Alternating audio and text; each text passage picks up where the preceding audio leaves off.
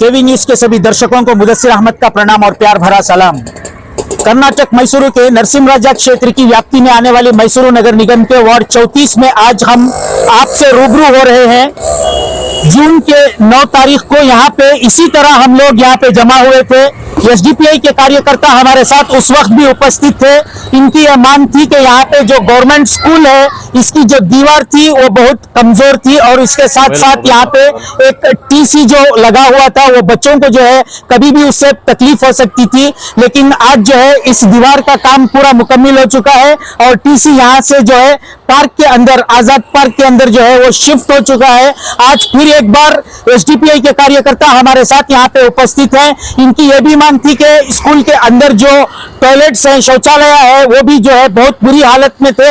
आइए अब हम इनसे जानकारी लेंगे कि क्या इन्होंने जो भी कंप्लेंट किया था क्या इनकी पूरी समस्याओं का समाधान हुआ है या अभी भी कुछ बाकी है। आइए अब हम इनसे बात करेंगे। कोई कारखाना हो या कोई भी एक फैक्ट्री हो या होटल हो, वहाँ पे जो है एक सुपरवाइजर जैसा एक इंसान होता है। तो मैं आपसे सवाल करना चाहता हूँ कि आप लोगों की जिम्मेदारी है सुपरवाइजिंग करने का, क्या ये प्रशासन की है या इलेक्टेड रिप्रेजेंटेटिव के पास एक सुपरवाइजर चाहिए कि वार्ड में क्या हो रहा है, या प्रशासन को ये देखना चाहिए कि उनके डिपार्टमेंट के अंदर क्या कमी है। ये आप लोग क्यों सर इस चीजों को लेकर जो है लोगों को आंखें खोलने के बाद में काम होता है? बड़ा अफसोस का मुकाम है। बहुत ही अच्छा सवाल किया हमारे भाई मुदस्सिर भाई। देखिए, ये प्रशासन का एक फर्ज होता है, काम नहीं बल्कि एक फर्ज होता है। तो हमारे एरिया के एमएलए होते हैं, उनके बाद दीगर जो जितने भी जिम्मेदारियां उनसे बटी जाती है तो उनका एक हिस्सा होता है ये जो चीजों पर गौर व फिक्र करे और इनकी जरूरतों को पूरा करे। मगर बड़ा अफसोस का मुकाम है कि हमारे यहाँ ऐसे जिम्मेदारियों को पूरा करने वाले हमने बहुत कम पाया। लिहाजा जैसे ही हम लोगों को यहाँ की अवाम वार्ड नंबर 34 की कंप्लेंट की तो हम फौरन आके इस चीज खिदमत में अंजाम लिए हैं। और हम यही नहीं, आप कहीं भी कौन से भी आ जाए, कौन सा भी मसला आ जाए, Aziz Shaikh higher primary school है ये, यहाँ ज्यादातर मुस्लिम कम्युनिटी के बच्चे पढ़ते हैं। और इससे आप दूसरे अंबेडकर नगर में चले जाए, आप वहां से कोई इशू लेकर आए हम वहीं भी जाएंगे। आप क्रिश्चियन कॉलोनी में चले जाए, वहां से कोई कंप्लेंट आए हम वहां भी चले जाएंगे। सोशल डेमोक्रेटिक पार्टी का एक खिदमत में अंजाम देने का मकसद यह होता है कि हर शहरी को समान एक उसका हक मिले और जहां कोई हक से दूर हो रहा है उसके साथ नाइंसाफी हो रही है, नाहक उसके पास फैसला हो रहा है, तो हम लोगों को जैसे खबर पहुंचे तो हम लोग फौरन वहां पहुंच जाते हैं। इसी के तहत यहां भी हम लोग आके जून 9 तारीख को इसका जायजा लिए थे और उसके बाद में हम लोग कंप्लेंट करने के बाद ये इतना काम किए हैं। और इसके बाद और भी कोई हमारे पास कंप्लेंट आए तो हम भी वहां भी हम लोग जाके खिदमत में अंजाम देने के लिए ये पूरा काउंसिल हमारा एसडीपीआई का तैयार है। Mysore city corporation health department को रिक्वेस्ट करो कि वो डेली ये साफ सफाई का ख्याल रखे।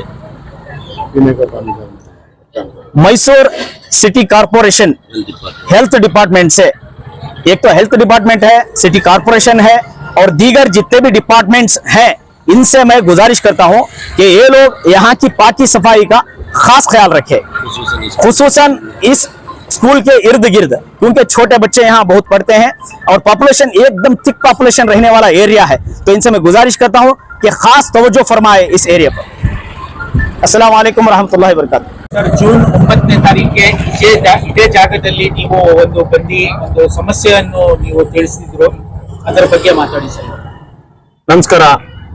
ನಾವು ಜೂನ್ 7ನೇ ತಾರೀಕು ನಮ್ಮ ಎಸ್ಡಿಪಿ ಮುಖ್ಯ ಕಚೇರಿಗೆ 34ನೇ ವಾರ್ಡಿನ ಸಾರ್ವಜನಿಕರು ಒಂದು ಕಂಪ್ಲೇಂಟ್ ಅನ್ನ ಮಾಡಿದ್ರು.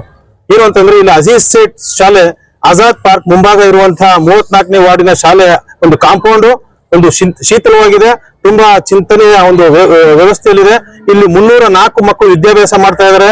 ಅದರಲ್ಲಿ 142 ಗಂಡು ಮಕ್ಕಳು ಹಾಗೂ 162 ಹೆಣ್ಣು ಮಕ್ಕಳು ವಿದ್ಯಾಭ್ಯಾಸ ಮಾಡ್ತಾ ಇರುವಂತಹ ಈ ಶಾಲೆಯ ಕಾಂಪೌಂಡ್ ಯಾವತ್ತಾದ್ರೂ ಒಂದಿನ ಬಿದ್ದು ಅಂದರೆ ಆ ಮಕ್ಕಳಿಗೆ ಹಾನಿ ಆಗ್ತದೆ ಅನ್ನುವಂತಹ ಒಂದು ವ್ಯಥೆಯಿಂದ ಇಲ್ಲಿನ ಸಾರ್ವಜನಿಕರು ನಮ್ಮ SDP social democratic party of ಇಂಡಿಯಾದ ಆಫೀಸ್ಗೆ ಮೈಸೂರು ಕಚೇರಿಗೆ ಕಂಪ್ಲೇಂಟ್ ಮಾಡಿದ್ರು.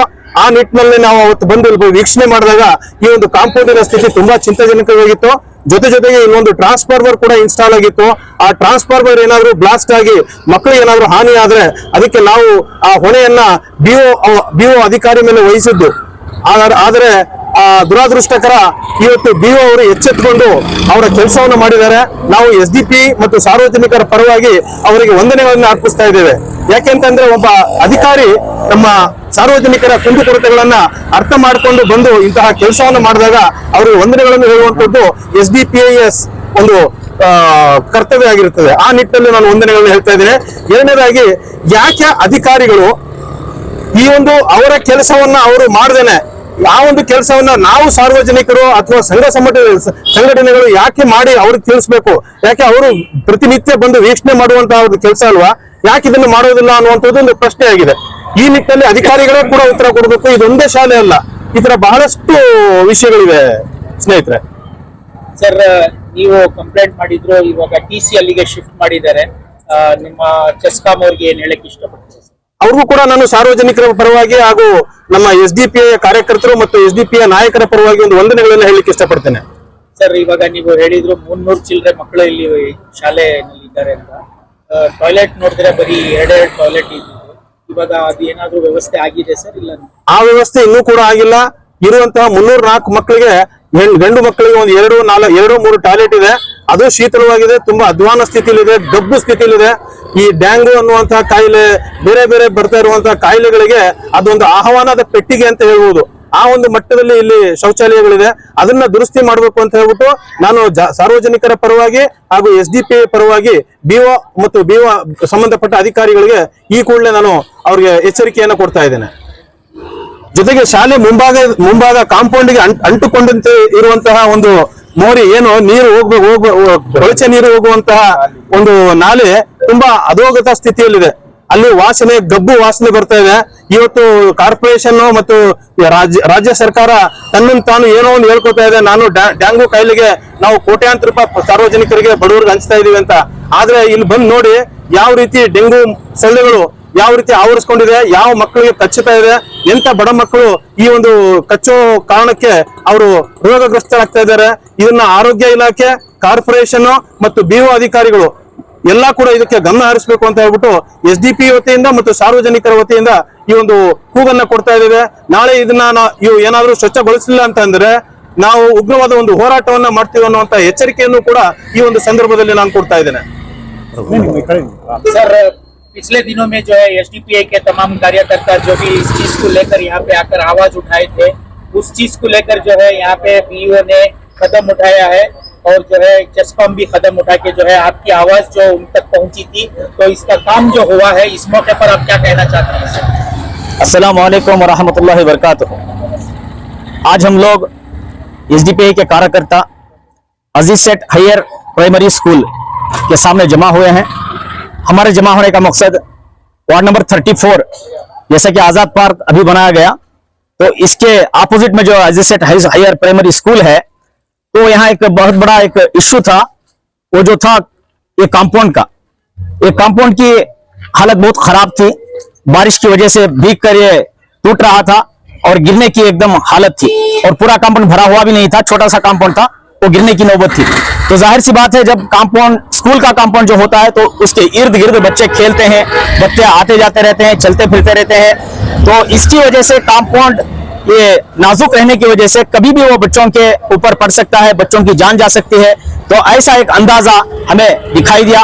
तो यहाँ के लोकल जो लोग वार्ड नंबर 34 के हमारे SDPI ऑफिस को जैसे आके कंप्लेंट किए, दर्ज किए, तो हम लोग फौरन एक टीम बना के यहाँ आके इसका जायजा लिए कि हाँ, ये सरासर सही था कि यहाँ पे कंपाउंड बहुत नाजुक हालत में है, कभी भी गिर सकता है और बच्चों को इससे तकलीफ पहुंच सकती है, चोट पहुंच सकती है। और दूसरा कंप्लेंट ये था कि ये बिल्डिंग के बगल में एक ट्रांसफार्म, जो इलेक्ट्रिक पोल पे ट्रांसफार्म रखा गया था, तो ये भी एक बहुत डेंजर था, ये खतरे से खाली नहीं था, इससे भी बच्चों को खतरा हो सकता था।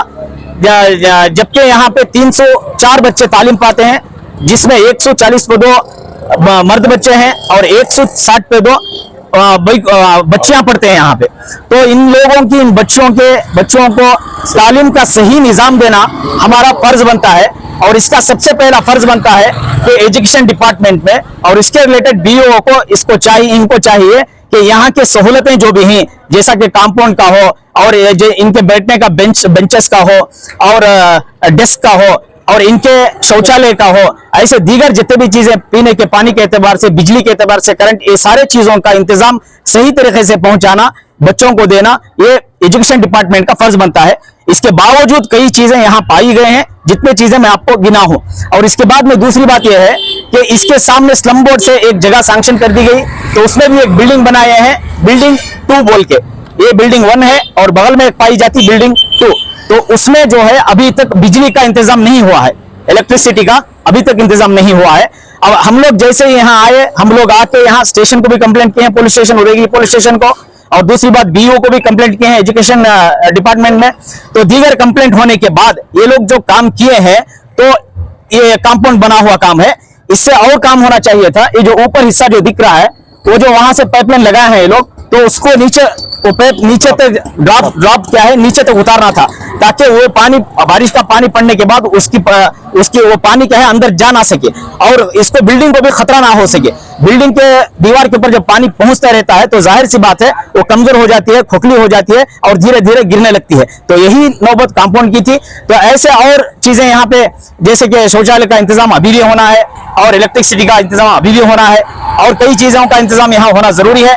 मैं अपील करता हूँ एजुकेशन डिपार्टमेंट से और बीओ से कि यहाँ जितने भी जरूरतें हमें होना है वो मरहमत करे, वो क्या है उसका इंतजाम करे। मैं इनसे गुजारिश करता हूँ। और एक बात ये जाहिर है कि हम लोग थोड़ा गौर फिक्र करें कि इसकी जिम्मेदारी हम सब की है। ये जहाँ जितने बच्चे पढ़ रहे हैं, इनके वालिदैन की है। जरा गौर करें कि हमारे ये इलाके के अलावा एनआर क्षेत्र से बाहर जितने भी स्कूल गवर्नमेंट्स हैं, क्या वहां भी यही नौबत पाई गई? क्या वहां भी ऐसे ही बिल्डिंगें हैं? इससे अच्छे बिल्डिंगें हैं, इससे ज्यादा इंतजाम वहां पे हैं, और बच्चे इससे ज्यादा पढ़ाई लिखाई में आगे बढ़ रहे हैं। जो बच्चे शौक से पढ़ रहे हैं, इन लोगों को इनके सारे जरूरत क्या है पूरी करना एजुकेशन डिपार्टमेंट की जरूरत है।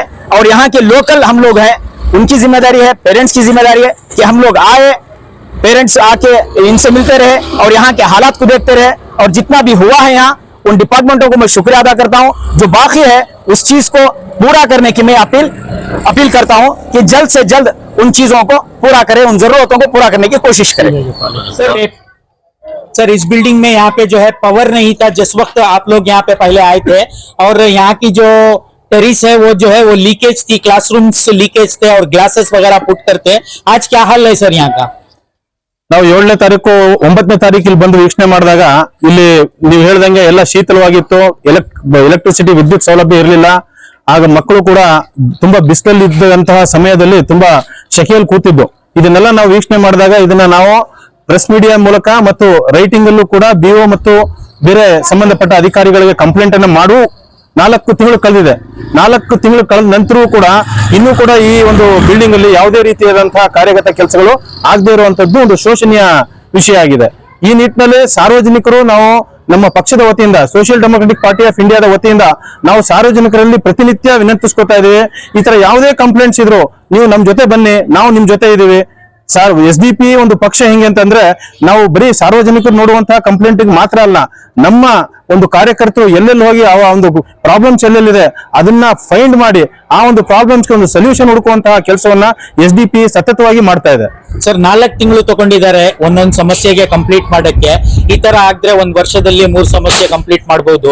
ಮೈಸೂರು ಸಿಟಿ ಬಿಡಿ, ಒಂದು ವಾರ್ಡ್ ನಲ್ಲಿ ಎಷ್ಟೊಂದು ಸಮಸ್ಯೆ ಐತೆ, ಅದ್ ಹೆಂಗ್ ಪೂರ್ತಿ ಆಗ್ತದೆ ಸರ್? ಇದೊಂದು ನಾಚಿಕೆಯ ವಿಷಯ. ಇದೊಂದು ಯಾರಿಗೆ ಅಂದ್ರೆ ಈ BO ಮತ್ತು NR ಕ್ಷೇತ್ರ ಸಂಬಂಧಪಟ್ಟಂತಹ ಉನ್ನತ ಅಧಿಕಾರಿಗಳು ಮತ್ತು ಸಂಬಂಧಪಟ್ಟಂತಹ ವಿಷಯ ಅಂತ ನಾನು ಹೇಳ್ಬೇಕು ಅಂತ ಬಯಸ್ತಾ ಇದ್ದೇನೆ. ಯಾಕಂದ್ರೆ ಇಡೀ ಮೈಸೂರು ಭಾಗದಲ್ಲಿ ತುಂಬಾ ಕಳಪೆ ಭಾಗ ಅಂತಂದ್ರೆ ನಮ್ಮ NR ಭಾಗ ವಿದ್ಯಾಭ್ಯಾಸದಲ್ಲಿ ಕುಂಠಿತವಾಗಿರುವಂತಹ ಭಾಗ. ಈ ಒಂದು ಭಾಗಕ್ಕೆ ಪ್ರಾತಿನಿಧ್ಯ ಕೊಡಬೇಕಾದಂತಹ ಅಧಿಕಾರಿಗಳು ಮತ್ತು ಶಾಸಕರು, ಚುನಾಯಿತ ಪ್ರತಿನಿಧಿಗಳು ಅದ್ಯಾಕೆ ಮರೆಮಾಚಿ ಮಲಗಿದ್ದಾರೆ ಅನ್ನುವಂಥದ್ದು ಶೋಚನೀಯ. ಇದಕ್ಕೆ SDP ಒಂದು ಪ್ರಶ್ನೆಯನ್ನು ಕೇಳ್ತಾ ಇದೆ. ನಾಳೆ ದಿನ ಇದಕ್ಕೆ ಉಗ್ರವಾದ ಹೋರಾಟವನ್ನು ಕೂಡ ನಾವು ಹಮ್ಮಿಕೊಳ್ತೀವಿ ಅನ್ನೋಂತ ಈ ಸಂದರ್ಭದಲ್ಲಿ ಒಂದು ಮಾತನ್ನ ಹೇಳ್ತಾ ಇದ್ದೇನೆ. Thank you sir.